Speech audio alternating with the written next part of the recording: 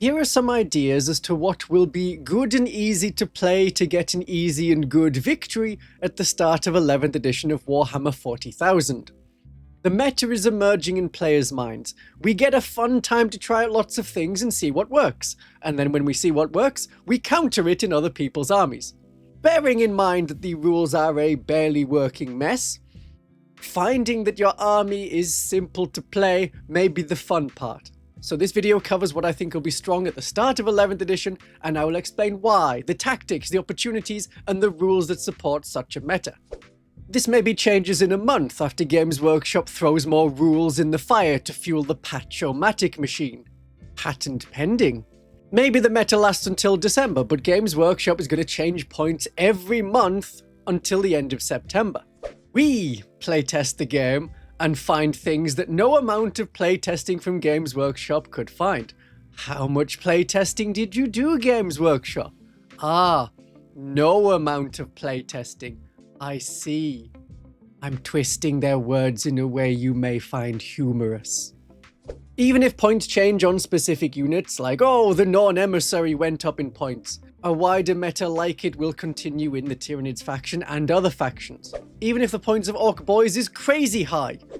If it isn't on Genestealer Cult Neophytes and Cadians and Chaos Cultists, then a Horde meta is still here for 40k, even if it is less possible as one of the meta tactics for Orcs. Games Workshop would have to power smash the points on all kinds of a unit, like they did with aircraft to make them a bad choice. If I thought there was going to be a good aircraft meta. There will not be an aircraft meta. There are so many meta options that points modifications can't stop them all. And this is not purchase advice. Do not buy 100 Neophytes even through my affiliate links linked in the description where you can get models cheaper than going through Games Workshop, as the meta will change a lot in the next 6 months. Play what you think is fun. It might not be meta right now. It might be meta next month. You clever genius, you. So the first meta is Horde meta. The objective markers are now area terrain and much bigger than before. There is more area to have more models on than your opponent. It's harder to block off the entire edge of the area terrain because it's so big. So objectives can be controlled by lots of models with high objective control. More models just touching the edge of the terrain. And on the bigger ruins, the bottom floor is always closed following the solid rule. So you can hide behind it and put like 8 objective control on an objective and not be shot. If the enemy tries to do the same, just touching it tactic on the opposite side, it's easy for you to flood the objective with objective control 2 bodies. This is using some Games Workshop layouts as an example, but it's not exclusive to them. It's easy to cut out your own card or paper area terrain that matches the Games Workshop layouts, but also your own terrain areas. There's lots of ruins on bases.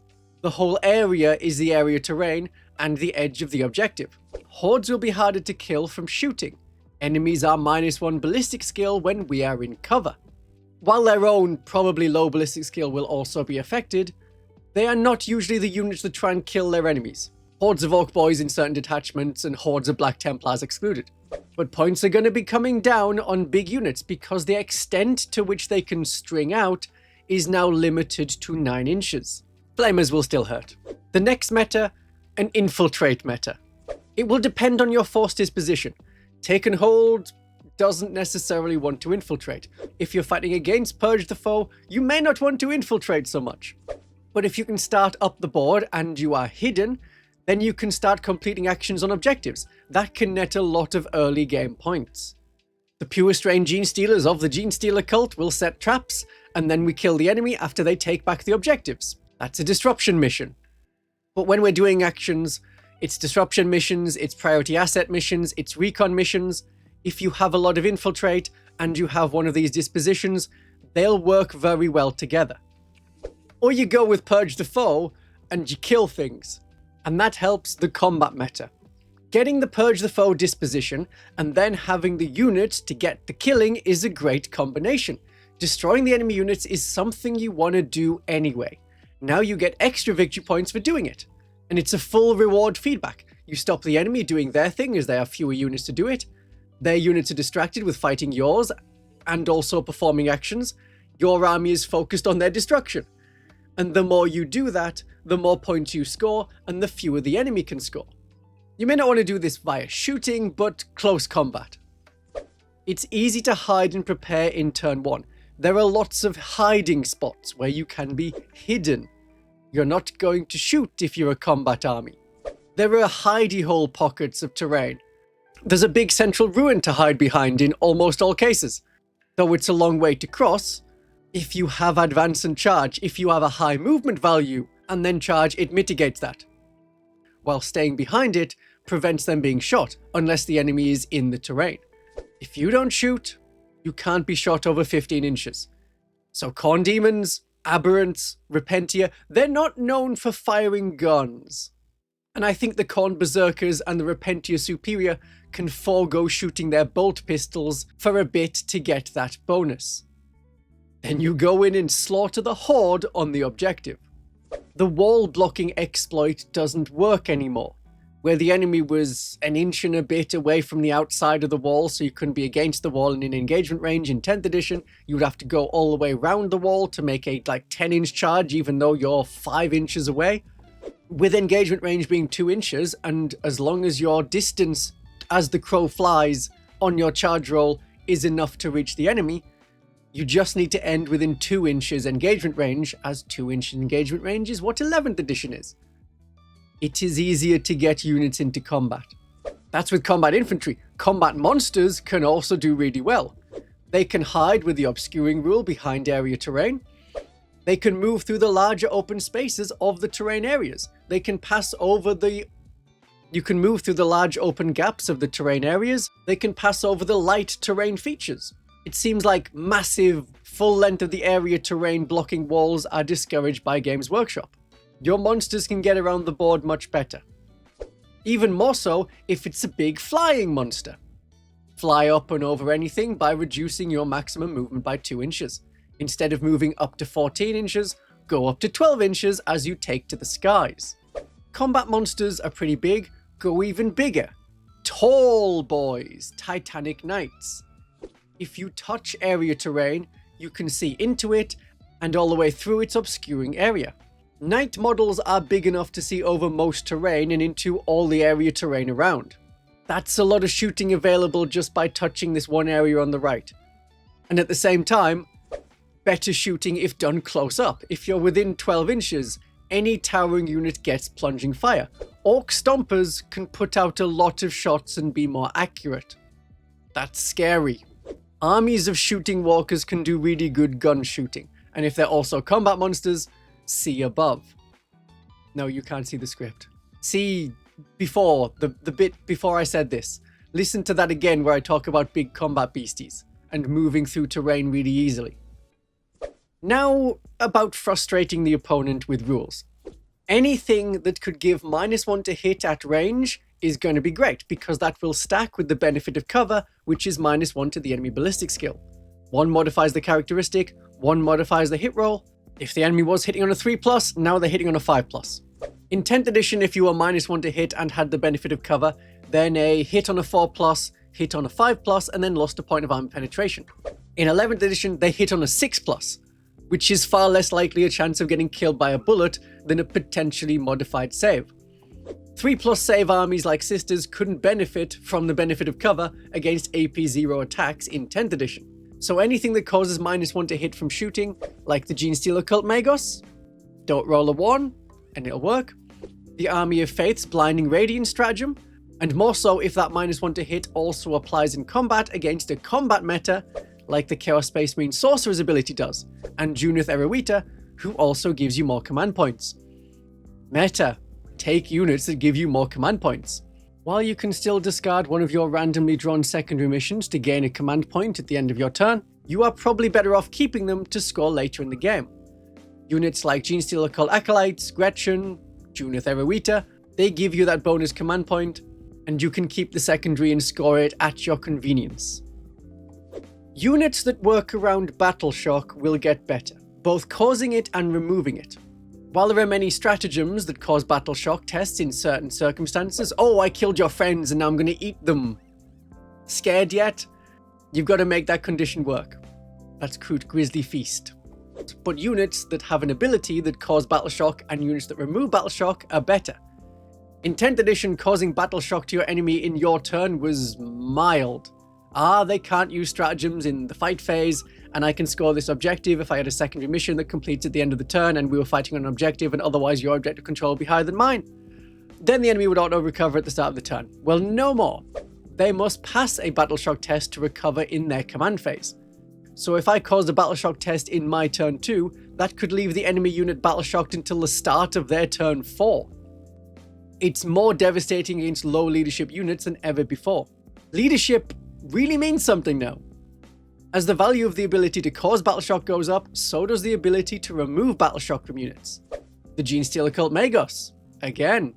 The Dialogus, and with the divine aspect in the Army of Faith, she can cause battle shock in her enemies and remove it from our units. The Inquisitorial Acolytes, Agents, Dudes, they can do either, and lots of Imperial Agent units like the police officers can cause battle shock. Don't count Agents out.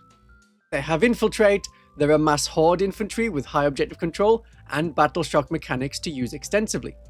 Now, Games Workshop could have foreseen all of these and throw up the points a month later just to stop an Imperial Agent meta, or get more specific and increase the points on the infiltrating combat hordes that give extra command points.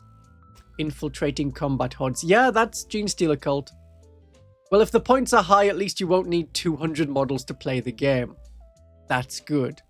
Now we'll talk about the things that are not meta. The units to avoid, as they're probably going to be a bit overcosted for what they do, or they have very obvious weaknesses that can be countered.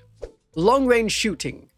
It's maybe useful from the narrow firing range to shoot enemies on the opposite barricades, or to go just on the edge of the battlefield if it's open, but 30-inch guns are not necessary. Anything over 15-inch range isn't going to need that extra range. That isn't just the hidden limit. That's how far you can reach from one bit of area terrain to another, with some exceptions. Long-range guns are not needing their long range. Tanks?